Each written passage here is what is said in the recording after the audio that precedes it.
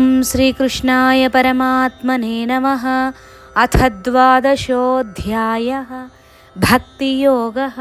అర్జున ఉవాచ ఏవం సతతయుక్తాయే భక్తాస్త్వాం పర్యుపాసతే ఏ చాప్యక్షరమవ్యక్తం తేషాం కే యోగవిత్తమాః.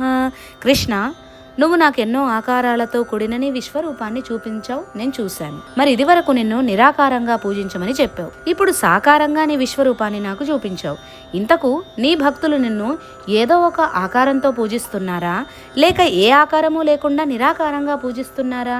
ఈ రెండింటిలో ఏది మంచిది?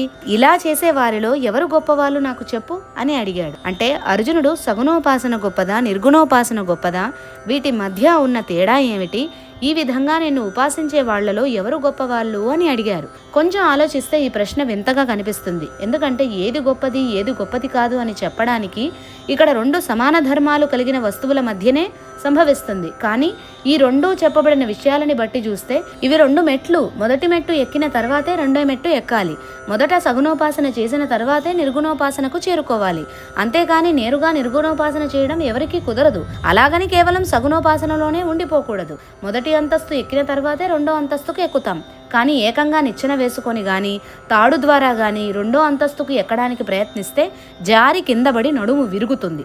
అందుకే ఈ ప్రశ్నకు పరమాత్మ చక్కటి సమాధానం చెబుతున్నాడు.